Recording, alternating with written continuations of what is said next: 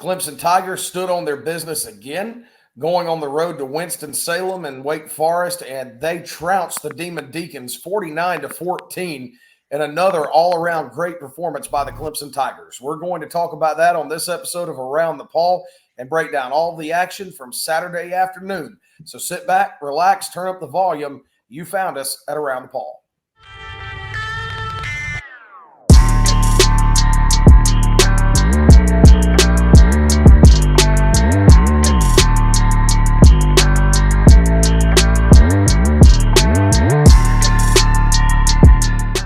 All right, guys. Well, another week, another Clemson Tiger victory, and you take away the first quarter, and it was about as thorough a beating as you could possibly hand an opponent. Griffin, you were up in Winston-Salem for this ball game, a 12 noon kickoff, the 16th consecutive victory for Clemson over Wake Forest. So you being in attendance, what were your initial takeaways from this game? How was the overall experience up at Wake? I mean, first and foremost, the people at Wake, again, kind of like Florida State, everybody that I talked to was incredibly genuine. Even the guy that kind of like helped out with my credential was like, I'm very, very happy you're here. So very, very props to them. They're a great fan base, an incredible stadium, incredible campus. My dad went there, so I've been used to it before, and I got to see him and my whole family, so that was exciting to see. But I digress. Anywho, in terms of the game, many people were a little bit confused with how the first quarter went, especially in the Clemson section. The Wake crowd, it was full. It was a blackout, so there were a lot of people wearing black. But after talking to the players after the game, the whole thing that everybody learned about, not only the offense, but the team as a whole was the team just stayed resilient. It wasn't like Georgia, where as soon as they started to pour on the points, the team put their head down and just took the beating. They responded, and it was huge. And, I mean, they scored 42 of the 49 points in the middle two quarters.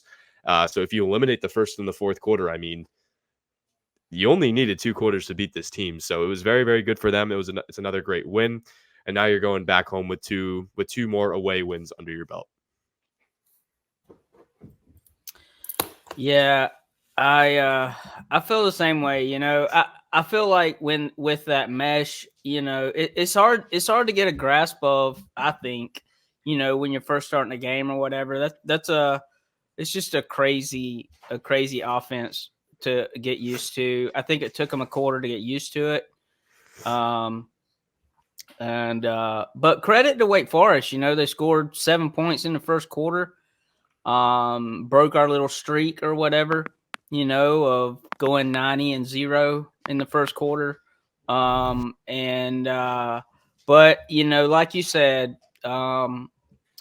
Clemson's was very resilient and responded and, took care of business.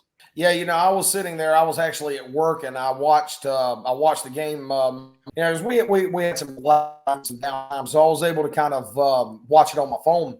And I was really confused in the first quarter. I missed the first maybe 6-7 minutes of the game, and I turned it on. It's late in the first quarter, and it's 0-0. And then right as I turned it on, Wake scores and goes up 7-0. And Cliff, I texted you, and it was kind of, what in the hell are we doing? It's Wake Forest. Shouldn't we be up 21-0 by now? But I think that's also a credit to Wake Forest. And Dave Clawson's a really good coach, and they came out and they hit Clemson in the mouth. And I think it was the only way really that they had a chance to stay in the game was to try to have a fast start and make a hit early, and which is what they did. But ultimately, it just wasn't enough. Especially with how Wake Forest defense kind of has been throughout the year. I mean, going into this game, they were the worst in pass defense. Going into the game, I believe they gave up the second most points per game in the ACC. NC State was the most. So you kind of had that similar game script going into the game, that it was going to be kind of like that NC State game. But obviously the slow mesh causes a little bit of problems. An away crowd kind of rattled Cade Klubnik a little bit going into the first drive and the second drive. He was a little bit rattled, feet moved a little bit erratically, and then, as the drives went on, especially going into the second quarter, he really just kind of stayed himself, which, we were able to see against Florida State and, that 3-game home stretch. So credit to them, credit to the Clemson offense, credit to the Clemson defense for getting some stops. There was a stat that in the third quarter, Wake Forest had negative 11 total yards. So credit to the Clemson defense there, kind of being able to stifle the score and only just run away with it. kind of just going to that. I mean, yes, a historic streak was kind of ended with the first quarter, no one scoring, but I mean, it was how they responded in this game. And again, kind of just, I know that we'll get to in a little bit, but the expansion of the playbook too. I mean, there are a lot of interesting plays, Yes. which I know that we'll get to in a little bit. I kind of just wanted to give a hint to that, but those were the two biggest things that I saw from this game. But you have to give credit to Wake Forest. Their record does not show how good of a football team that they are. Dave Clawson, like you said, Garrett, is a very good coach. Yeah. What did you think, Cliff? Just, watching that game, seeing the evolution of the game as it continued to play out. Yeah, I mean, like I said just a minute ago, we just got better and better.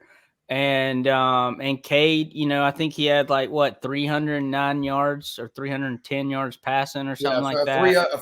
31 of 41 for 309. I mean, I personally thought it was one of the best games he's played as a Clemson quarterback. Frankly, he just threw all over them. And then that little trickery play, like you were saying, kind of threw me for a loop a little bit. I was like, what? Hadn't seen that before. And at least recently. And, thought it's kind of crazy that we were doing it after we were blowing them out. But I thought it was good that we were throwing that out there just to give people something to think about. But I thought the one thing, if there was one thing bad, I say bad, but something that I feel like we could work on coming out of that game. And it's been one of these things, and me and you talked about it, Garrett, but the defensive line is not getting any push. And that's something that I thought we would do against Wake, and we didn't do it as well as I thought we would. But I mean, that's something really small. I mean, it's going to be a bigger factor as we get, later and later in the season. But man, just talking about all the good stuff that we did. I mean, the passing game was good. The running game was good. Maffa got his. The backups got theirs. It was just an all-around, after that first quarter, it was an all-around good game. Yeah, it really was. I'm actually working on, and was working on it before we begin the podcast. I'm working on my day after reflections article of the game. So that's going to be up on our website, clemsonsportsmedia.com. You can actually check that out probably later this evening or tomorrow morning. But, I want to go back, and Griffin brought it up. The playbook I really thought was expanded. And look, that's probably the play out since Alabama tried to take a field goal to cover two. You don't see it too often, but it was a beautifully designed and beautifully executed play. And I thought that play was what probably took the wind out of Wake Forest once and for all. They were done at that point. Cade had good protection, got it back to Antonio Williams as a lateral. And Antonio, I didn't realize he had an arm like that. He stepped 2 yards into that throw and just let it fly. He hit Jake Brenningstool right in stride. There was a defender in front of him too, there was a defender covering him too, and it was pretty good coverage too. But I mean, credit to Williams, credit to Brenningstool, but there were a lot of other plays that, I mean, again, you're starting to see that Garrett Riley playbook a little bit more. And I'm going to bring up one guy's name, and I know that we haven't talked about him at all this season yet, and he kind of made his first big snaps, recorded a few receptions. That's Tink Kelly. I really liked how there was one play where he began in the backfield and then he kind of ran out, was kind of used as like a flat back, as like the safety, like a safety valve. And I think that you could use that a little bit more. I know that he received a little bit more snaps because Bryant Wesco was out. He was in a walking boot earlier this week and he didn't travel. But I think that's something that you can see more often with this team. They kind of have the versatility and the dynamic aspect of it compared to seasons before. And you have to credit the receiver room. I mean, you saw the tunnel screen again with TJ Moore, even though it didn't work like it did against Florida State. You had some great blocks, especially by Troy Stellato. I think again, you just got to really show this diversity of this team, how this team is kind of able to react to the punches like we saw, especially in that first quarter, and the trickery that they have. I mean, that huge throw by Antonio Williams, I was shocked, and a lot of Clemson fans were shocked too. And I mean, I don't even know what's next at that point. If it's going to be, a flea flicker or we also ran a jumbo package too. Now that I'm thinking about it, with the Monte Capehart, Peter Woods was in the backfield. Peter Woods is a lead blocker and Phil Maffa running behind him. What in the world are you going to do with that? I don't know of anybody that would stop it. I know. Griffin, one thing I noticed yesterday, and you talk about Bryant Wesco not being able to play. He didn't travel with the team. Tyler Brown's still not back yet. You didn't see him yesterday. But what you saw was just how deep this receiving core is. You had somebody, as you just mentioned, like Myson Kelly coming in. I think he had 3 receptions. Troy Stelato's back. Troy Stellato had 6 catches for 72 yards. Brenning Stool, 104 yards on 7 catches. Adam Randall, 3 catches and a touchdown. And you really didn't even see Cole Turner factored into the offense yesterday. And really, that to me is just a demonstration of how incredibly deep this receiving core is. And I think it's something that you've seen all season long. Yeah, and I think especially with the roles that these players can play too, and kind of the capability of taking maybe not being in the spotlight to start and then maybe having your moment in games to come. I'm going to look at a guy like Troy Stellato again. I mean, he has not had the production that he had against Wake Forest. He had the ball. I forgot there was one drive, I believe he got the ball, 3 or 4 times, which, I mean, and you see that. I mean, TJ Moore had, I think, 3 targets or four targets the first drive, which, again, I mean, it really shows Cade's trust with his receivers. And for me, again, with Brenning Stool, big game. I thought that the way that Clemson utilized him in the red zone was very, very important.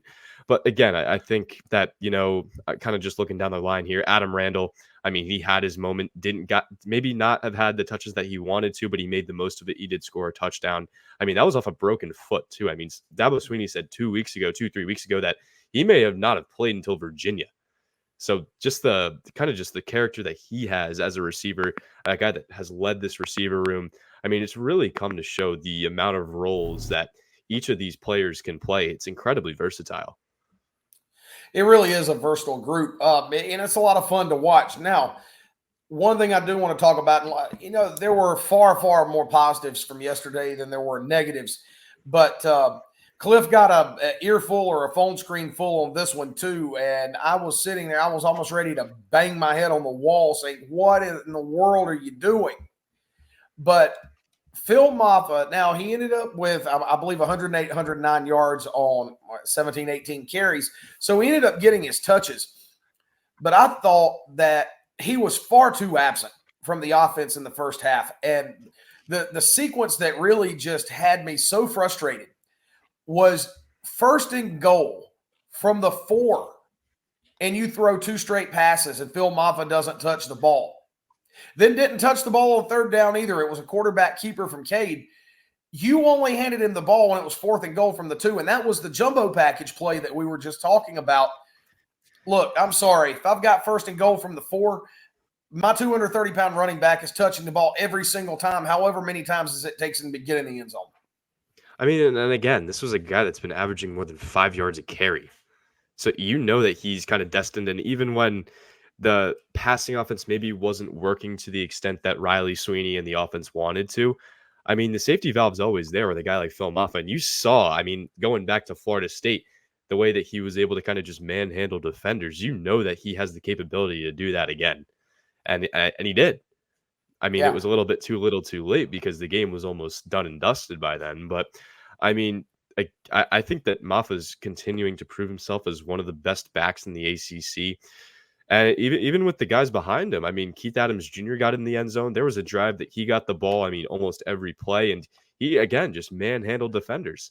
Again, I think it really shows that, again, the depth of these different rooms offensively, especially the running backs. I know that Jay Haynes has really kind of stole the spotlight as a running back too. But, I mean, Jarvis Green got some touches. I mean, Keith Adams Jr., of course, got some touches. And now they're making design runs for Cade, which I really, really like. I mean, they've had a little bit of success on it. They still need to kind of tweak some things, but I really think that can be an added dynamic to this offense. So there are so many things that you can do with it. But if there's nothing working, stick with Old Reliable with Phil Maffa, like you said. Right. And I'm going to throw this name out for no other reason than it's probably going to be the only time that he gets his name mentioned on any podcast anywhere in any media capacity. Peyton Strecco, 15 yards on 2 carries, averaged 7.5 yards a carry. So, hey, look, Peyton got in the game, had 2 great carries. So, there you go. Everybody's just impacts. Exactly. I mean, it's a free for all. Look, you get a positive carry, you get a positive carry, you get a positive reception. I mean, when you look at the overall numbers, 566 total yards. I mean, and this is something that this team has been able to sustain ever since the Georgia game. Even Florida State, you scored 29 points, but you had 500 yards of offense. This team, it's like they have 500 yards of offense falling out of bed. Yeah. Yeah, it's great. You're getting back to that Maffa being absent in the first half. I was right there with you when you texted me about that. I was talking with the guy I was watching the game with, and he was saying the same thing. Like, where's Maffa? Like, why aren't we using him? And he got his carries and he got his yards, but I definitely think we should have used him more at the beginning of the game. Yeah, I think so too. And Griffin, you've been one of the most vocal proponents of Maffa's inclusion, especially early in the offense. Was that something that you found a little bit strange that maybe they came out? I mean, yeah, I'm gonna give Cliff his flowers because he kind of has been the more proponent. Kind of big, been the more kind of he spoke up a lot more about it than I have. But again, I think that you kind of need to stick with that. It's working. And I mean, there hasn't been a game, maybe besides Stanford, where he hasn't found success off the jump. I mean, even looking back to Georgia, he was averaging, 3.5 yards per carry, which I mean, is good. I mean, if you get two rushes like that, you're setting up third and short almost every time, and you're taking the load off a lot of your quarterback. And I think Cade Klubnik is kind of using that to his advantage and being able to air the ball out more and being more confident with that and not having to deal with those third and longs and, if there's a, or whatnot. But I think it's important. And again, going into Virginia next week, going into Louisville, South Carolina, even, Pittsburgh down the line, they're undefeated still.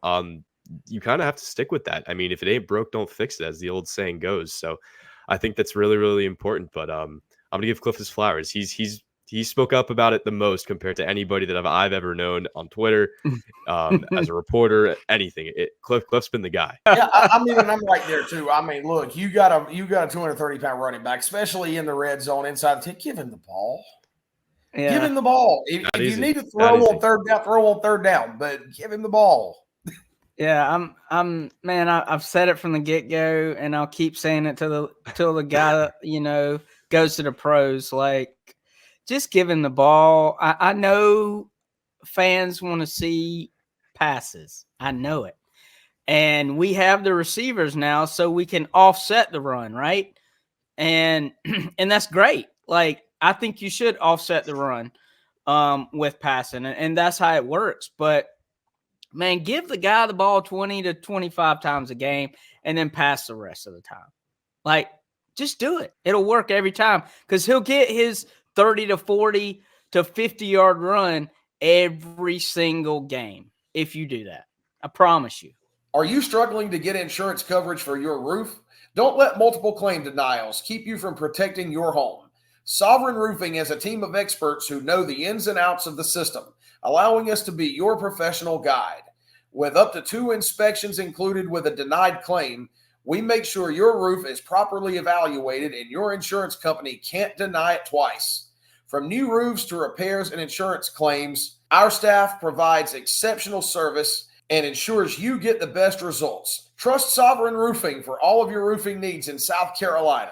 Well, before we finish up this episode, let's talk very briefly about the defense yesterday. 233 total yards for Wake Forest, and Clemson held the Demon. This is with that slow mesh, which we've talked about how difficult it is to defend. Going back to your point, there were times where the defensive line maybe wasn't getting the push that we want to see, but at the end of the day, Wake Forest had 87 yards. Yeah. 87. Running an offense that just gives teams headaches on the ground. It was still, at the end of the day, a pretty good defensive showing. Wake Forest had 7 points in the first quarter, 7 in the second, and then they didn't get crap else for the rest of the game. No. And especially in the third quarter. you got to give credit to Wes Goodwin and Sweeney for, that negative yards of total offense. I think that's really, really important. I think turnovers bailed them out a little bit, especially in that second quarter. They were kind of still trying to figure that out. And then they got a big turnover from Kylon Griffin. And then they got another one from Khalil Barnes that was off the hands of the Wake Forest receivers. So I think that changed the tide of the game a little bit extra. Yeah, and that's the only thing I have to say about the defense. About the entire team, really, is we're just not getting much push on the offensive line to get sacks. And defensive line. Yeah, on the defense.